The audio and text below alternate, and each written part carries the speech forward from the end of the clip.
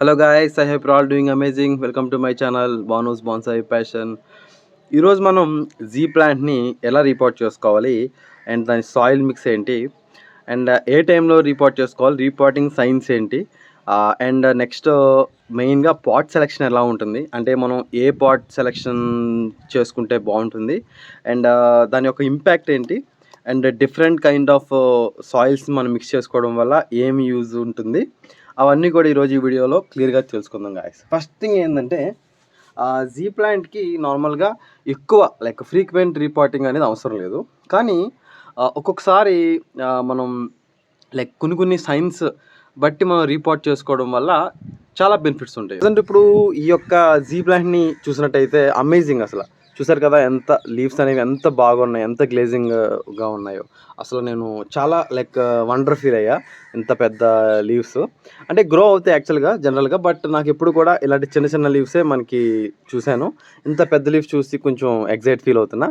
And next thing ఏంటంటే బాగున్నాయి, మొత్తం గ్రోత్ అంతా చాలా బాగుంది. బట్ ఇప్పుడు ఈ పాట్లో అయితే గ్రోయింగ్ అనేది చాలా బాగుంది, నో ఇష్యూ. బట్ నేను రిపోర్ట్ చేయడానికి మెయిన్ రీజన్ ఏంటంటే ఇక్కడ మనం చూసినట్టయితే ఈ పాట్ యొక్క సైజు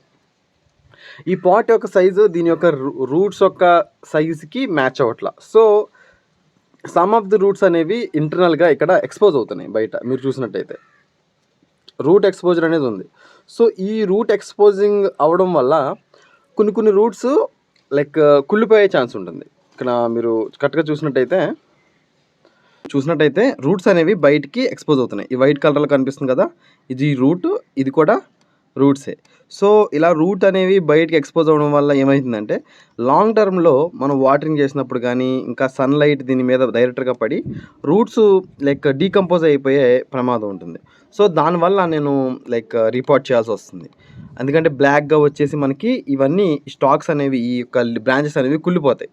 సో మనం దాన్ని కొంచెం ముందే ప్రివెంట్ చేసుకోవడానికి ఈ టైప్ మనం చేసుకోవాలి. అంటే ప్రజెంట్ సాయిల్తో కవర్ చేస్తే వీ కెన్ మేనేజ్, బట్ నేను ఛాన్స్ తీసుకోదలుచుకోవట్లేదు. వై బికాస్ ప్లాంట్ అనేది చాలా అమేజింగ్ ఎక్సలెంట్గా గ్రో అవుతుంది. సో ఇంకా దాని యొక్క గ్రోత్ని మనం స్టాప్ చేయకూడదు. ఈ యొక్క చిన్న ఇన్ఫెక్షన్ కూడా ఒక్కొక్కసారి ప్లాంట్ని బాగా దెబ్బతీస్తుంది. సో అందుకని నేను ఛాన్స్ తీసుకోదలుచుకోవాలా. That's why I'm repotting. Next thing వచ్చేసి పాట్ సెలెక్షన్. చూసారా, నేను చాలా పెద్ద వైడ్ పాట్ తీసుకున్నా, వైడ్ బాన్సాయి పాట్ తీసుకున్నా. దీని డెప్త్ కూడా చాలా బాగుంది, నీట్గా ఉంది. అండ్ వైల్డ్ డ్రైన్ ఇక్కడ మీరు చూసినట్టయితే పెద్ద డ్రైనేజ్ హోల్ అనేది నేను ఇక్కడ ఇవ్వడం జరిగింది. ఇది మనం నేను సొంతంగా తయారు చేసుకున్న పాటే. మన ఇంట్లో యూస్ చేసుకుంటాం కదా డైలీ, ఆ బ్లాక్ టబ్స్తో నేను చేయడం జరిగింది. హోమ్ మేడ్ ఇది. సో కొంచెం హైట్ ఉంది, మనకి సాయిల్ కూడా ఎక్కువ పడుతుంది బాగా. సో మనం దీంట్లో మనం రిపోర్ట్ చేసినట్టయితే ఇంకొక 1 year దాకా చూసుకోవసరం లేదు. బట్ మనం ఏంటంటే రిపోర్ట్ చేసినప్పుడు మేక్ షూర్ కొన్ని పాయింట్స్ ఉంటాయి. ఫస్ట్ థింగ్ ఏంటంటే పాట్ సెలెక్షన్. ఎందుకంటే మనం పాట్ సెలెక్షన్ బట్టి చాలా డిపెండ్ ఉంటుంది. మెయిన్ ఇంకోటి ఏంటంటే వెల్ డ్రైన్ పాట్ అనేది ఖచ్చితంగా పక్కా. నేను మీకు బాగా చెప్తా ఇప్పుడు, వెల్ డ్రైన్ పాట్ అనేది పక్కా ఉండాలి. అండ్ నెక్స్ట్ థింగ్ ఏంటంటే well drain pot. Okay. And ఇంకోటి ఏంటంటే పాట్స్కి ఏం డ్యామేజ్ లేకుండా కూడా చూసుకోవాలి గైస్. వై బికాస్ మనం ఏదన్నా డ్యామేజ్ ఉంటే తర్వాత ప్లాంట్ లాంగ్ టర్మ్లో ఇంపాక్ట్ అయింది. ఇక్కడ వచ్చేసి నా యొక్క సాయిల్ మెటీరియల్స్ మీరు ఇక్కడ చూసినట్టయితే మెయిన్గా నేను ఇక్కడ శాండీ సాయిల్ తీసుకున్న, red soil, okay, and FIM. Next ఈ చార్కోల్ పౌడర్, మన బూడిద ఓక బూడిద అంటారు కదా అది. నెక్స్ట్ ఇక్కడికి వచ్చేసిన తర్వాత స్టోన్స్. ఓకే, మీరు ఇక్కడ చూసినట్టయితే సాయిల్ మెటీరియల్స్ అనేవి ఒక 3A.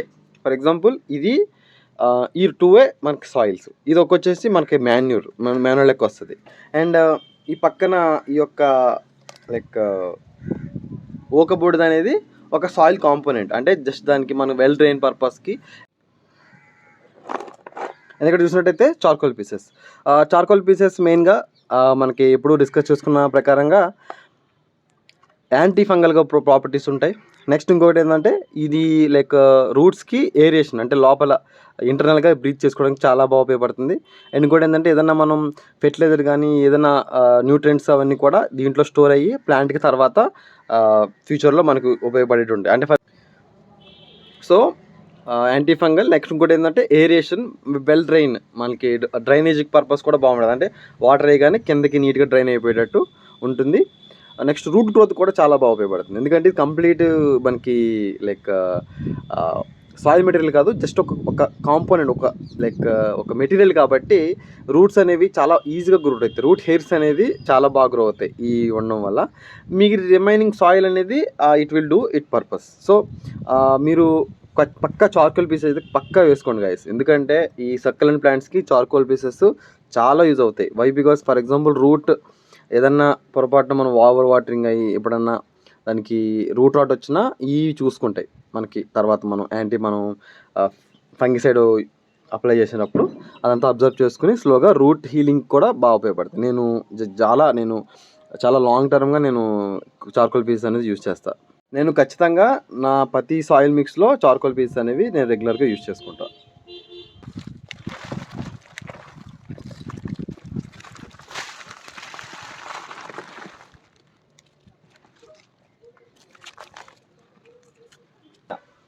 స్లోగా మనం ప్లాంట్ని దీన్ని తీసుకోవాలి. అంటే చాలా స్లోగా తీయాలి. వై? బికాస్ రూట్ డ్యామేజ్ ఏమి రాకుండా చూసుకోవాలి. నెక్స్ట్ థింగ్ మనం అబ్జర్వ్ చేయాల్సింది ఏంటంటే రూట్స్ ఏమన్నా ఇదవుతున్నాయి లేదా, అంటే రూట్ గ్రోత్ అనేది, రూట్ హెల్త్ అనేది ఎలా ఉంది. ఇక్కడ మనం చూసుకున్నట్టయితే రూట్స్ అనేవి బాగానే అవుతున్నాయి, బట్ నేను చెప్పినట్టుగా సమ్ రూట్స్ అనేవి ఇంపాక్ట్ అవుతున్నాయి. ఓకే, ఇక్కడ మీరు చూసినట్టయితే రూట్స్ అనేవి కొంచెం బయట ఎక్స్పోజ్ అయిన రూట్స్ అనేవి కుళ్ళిపోతున్నాయి, డీకంపోజ్ అవుతున్నాయి. సో ఇది మంచి సైన్ కాదు. ఎందుకంటే లాంగ్ టర్మ్లో ప్లాంట్ అనేది ఇంపాక్ట్ అవుద్ది. సో నేను దాన్ని వెంటనే గమనించి నేను యాక్షన్ తీసుకుంటున్నాను. ఇక్కడైతే మీరు చూసినట్టయితే రూట్స్ అనేవి కొంచెం డీకంపోజ్ అవుతున్నాయి. ఇక్కడ మీరు చూసినట్టయితే ఇది హెల్దీ రూటు, ఇది డీకంపోజ్ అయిన రూటు ఇక్కడ. సో కొత్తగా మళ్ళీ రూట్ డెవలప్మెంట్ అనేది జరుగుతుంది, బట్ అయినా సరే ఇది లాంగ్ టర్మ్లో మనం ఎంకరేజ్ చేయకూడదు. వై? బికాజ్ లాంగ్ టర్మ్లో అయితే ప్లాంట్ గ్రోత్ అనేది ఇంపాక్ట్ అవుతుంది. ఇక్కడ చూసినట్టయితే హెల్దీ రూట్స్ కూడా చాలా బాగున్నాయి. ప్లాంట్స్ రూట్ బాల్ అనేది చాలా నీట్గా తయారైంది. But you need to check. ఇక్కడ మీరు చూసినట్టయితే ఇవన్నీ ట్యూబర్స్ అనేవి ఉన్నాయి. రూట్ హెల్త్ అనేది బాగుంది. ఒక 20% రూట్స్ అయితే డ్యామేజ్ అయినాయి నేను చూసినట్టయితే. సో ఇది ప్లాంట్ యొక్క స్థితి. సో మనం ఇప్పుడు దీన్ని ఒక రిపోర్ట్ చేసుకుని కంప్లీట్గా ఇక్కడ దాకా సాయిల్ అనేది వేసుకుంటే కంప్లీట్గా మొత్తం మనం ప్రతిదీ కూడా నీట్గా అన్ని కాంపోనెంట్స్ అన్ని కలిసేలాగా మనం ఇలా కలుపుకోవాలి. సో ప్రతిదీ కూడా నీట్గా మిక్స్ అయ్యేటట్టు.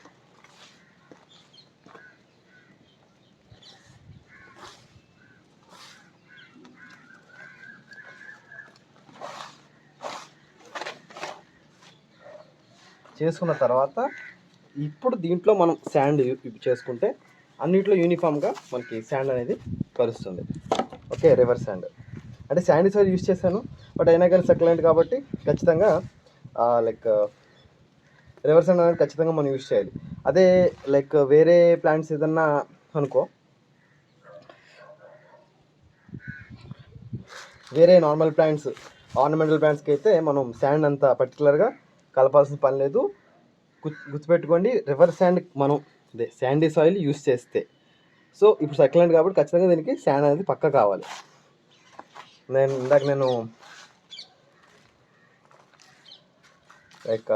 ఇంగ్రీడియంట్స్లో నేను మెన్షన్ చేయలేదు, బట్ మీరైతే పక్కా ఒకవేళ శాండీ సాయిల్ లేకపోతే శాండ్ కలుపుకోండి, ఉన్నా లేకపోయినా కలుపుకోండి. ఎందుకంటే శాండ్ బెనిఫిట్ శాండే వెల్ డ్రైనింగ్కి చాలా బాగా ఉపయోగపడుతుంది. ఇప్పుడు ఈ మిక్స్ అంతా కూడా మనం పెద్ద పాట్లో షిఫ్ట్ చేసుకోవాలి. హోల్ దగ్గర మెష్ అంటే సాయిల్ బయటికి వెళ్ళకుండా మెస్ మనం పెట్టుకుని రీపాటింగ్ స్టెప్ బై స్టెప్ ఎందుకు చూపిస్తానంటే చాలామంది కొంచెం కన్ఫ్యూజ్ అవుతూ ఉంటారు రీపాటింగ్ ప్రాసెస్లో. సో దట్స్ వై నేను ప్రతి స్టెప్ని నేను మీకు డీటెయిల్గా ఎక్స్ప్లెయిన్ చేయడం అనేది జరుగుతుంది. ఇక్కడ సమ్ వేసి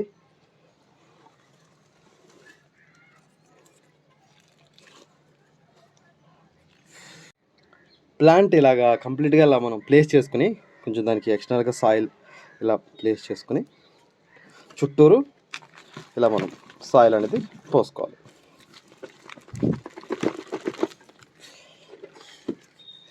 ఇట్లా డిస్ట్రిబ్యూట్ చేసుకోవాలి. స్టోన్స్ ఇవన్నీ కూడా ప్లాంట్ పర్ఫెక్ట్గా దీంట్లో ఫిట్ అయింది.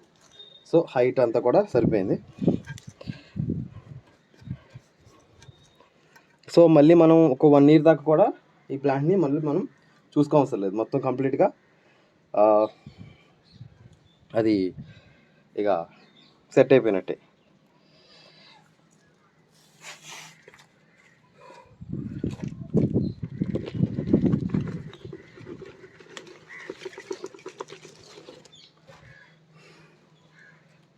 నార్మల్ ప్లాంట్స్కి అయితే పైన మనం బ్లాక్ సాయిల్ అప్లికేషన్ చేసుకోవడం వల్ల కొంచెం వాటర్ డ్రైనింగ్ అనేది తక్కువ ఉంటుంది. బట్ దీనికైతే అవసరంలా. బట్ ఈ స్టోన్స్ అయితే పెట్టుకోవాలి ఖచ్చితంగా. వై బికాస్ వాటర్ మనం ఎవరైనా వాటర్ చేసినప్పుడు స్పిల్ అవ్వకుండా ఉంటుంది.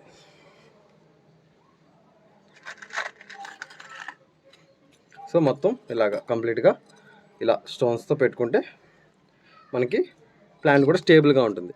యాక్చువల్గా దీనికి స్టెబిలిటీ ఇష్యూస్ అయితే ఏమి లేవు. బట్ స్లోగా మనం వాటరింగ్ చేసేటప్పటికి ఇదంతా కూడా డౌన్ అయిపోతుంది.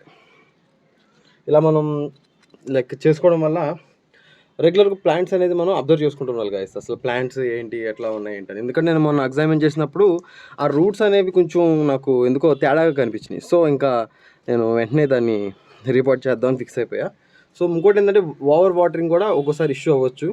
ఎందుకంటే మనం ఎంత బాగా తీసుకున్నా సరే ఒక్కోసారి మన ఇంట్లో మన పేరెంట్స్ కానీ ఎవరన్నా తెలియకుండా అన్ని చెట్లలాగే వీటికి కూడా వాటరింగ్ చేస్తూ ఉంటారు. సో వీటిని ఎలా అలాంటప్పుడు సెపరేట్గా పెట్టుకోవాలి. సెపరేట్గా పెట్టుకుని వీటికి ఎప్పుడైనా వాటర్ రిక్వైర్మెంట్ ఉన్నప్పుడు ఇవ్వాలన్నట్టు వాళ్ళకి మనం ఇన్స్ట్రక్షన్స్ ఇస్తే దాని ప్రకారంగా బాగుంటుంది ప్లాంట్కి కూడా. ఫంగిసైడ్ వాటర్ అనేది మనం అప్లై చేసుకోవాలి. వై బికాస్ ఇది సక్యులెంట్ ప్లాంట్. సో దీనికి ఏదైనా రూట్ రాట్ కానీ ఇంకా వేరేది ఏదైనా చిన్న రూట్ ఇన్ఫెక్షన్ కానీ అలాంటివి మనకి ఏమైనా ఉంటే ఈ ఫంగిసైడ్ అనేది దానికి క్యూర్ చేయడానికి. ఇంకోటి ఏంటంటే డైరెక్ట్గా ఆ పార్ట్కి మనం ఎలాగో రూట్ కంప్లీట్గా మనం పిక్ చేసాం కాబట్టి అక్కడికి వెళ్ళి అది క్యూర్ చేయడానికి. ఎందుకంటే సిస్టమేటిక్ అండ్ కాంటాక్ట్ ఫంగిసైడ్ మనం అంటే సాఫ్ టెక్నికల్ మ్యాంకోజెబ్ అండ్ కార్బెండెంజిమ్ ఈ 2 కాంపోనెంట్స్ ఉన్న ఏ మీరు ఫంగిసైడ్ అయినా యూస్ చేసుకోవచ్చు.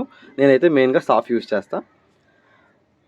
2 spoons in 1 liter of water. Okay, కంప్లీట్గా అంటే కొంచెం హై కాన్సన్ట్రేషన్ అనేది ఇవ్వాలి. వై బికాస్ నార్మల్గా మనం అప్లై చేసుకున్నప్పుడు ఒక 1 spoon పర్ 1 liter చేస్తున్నా నో ప్రాబ్లం. బట్ ఇలాంటి టైంలో కొంచెం హై కాన్సన్ట్రేషన్ చేసుకుంటే ప్లాంట్కి అనేది బాగుంటుంది. అంటే కొంచెం స్ట్రెస్ అని చెప్పే కదా, ఆ స్ట్రెస్ నుంచి కూడా కొంచెం ఇది దూరం చేస్తుంది.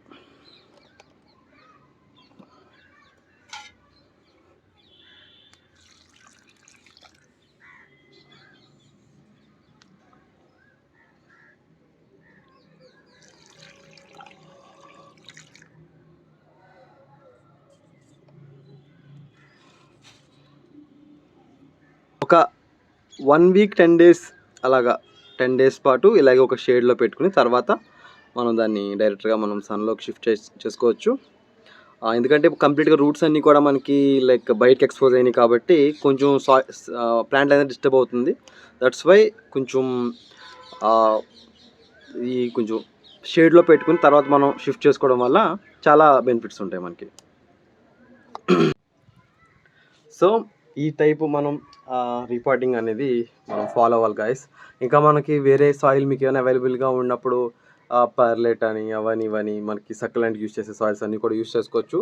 బట్ జనరల్గా హౌస్ హోల్డ్ పర్పస్లో మనం యూస్ చేసే సాయిల్స్తో ఈ మిక్సర్ అనేది మనం ప్రిపేర్ చేసుకున్నాం. బట్ కోకోపీట్ అయితే ఖచ్చితంగా ఇలాంటి ప్లాంట్స్కి అయితే ఖచ్చితంగా అవాయిడ్ చేయాలి. బికాస్ కోకోపీట్ మనం యూస్ చేయడం వల్ల రూట్ అవుట్ వచ్చే ఛాన్సెస్ చాలా చాలా ఎక్కువ ఉంటాయి. చాలా ప్లాంట్స్ లైక్ చనిపోతాయి కోకోపీట్ వల్ల. కోకోపీట్ అనేది ఎక్కువ వాటరింగ్ లైక్ ఉన్న ప్లాంట్స్కే మనం లైక్ యూస్ చేయడం చాలా బెటర్. అండ్ శాండ్ అనేది ఖచ్చితంగా యూస్ చేసుకోవాలి గాయస్. శాండ్ అనేది one of the best medium for this type of succulents. Next ఇలాగా మనం ప్లాంట్ ఎప్పుడు కూడా ఎగ్జామిన్ చేసుకుంటూ ఉండాలి. ప్లాంట్ ఎట్లా ఉంది, దాని రూట్ గ్రో ఎలా ఉంది, లైక్ గ్రో అవుతుందా లేదా. ఫర్ ఎగ్జాంపుల్ ఏ ప్లాంట్ అయినా సరే, స్లో గ్రోయింగ్ ప్లాంట్ అయినా సరే, ఫాస్ట్ గ్రోయింగ్ ప్లాంట్ అయినా సరే, అది గ్రో అవుతుండగా ఉన్నప్పుడే అది లైక్ బతుకుతున్నట్టు. లేదంటే సడన్గా గ్రోత్ ఆగిపోయిందా, మీకు చిన్న గ్రోత్ కూడా కనిపించలేదా, యూ హ్యావ్ టు చెక్ ఏదన్నా తేడా ఉందా అని. సో అలాగా. సో ఇది గైస్ ఈ యొక్క జీ ప్లాంట్ యొక్క రిపోర్టింగ్. మీకు ఇంకా జీ ప్లాంట్ సంబంధించిన డౌట్స్ ఉంటే మన కామెంట్ సెక్షన్లో కామెంట్ చేయండి. మనం దాని గురించి వేరే వీడియోలో డిస్కస్ చేసుకుందాం. Until then, keep growing. See you in my next video. Thanks for watching.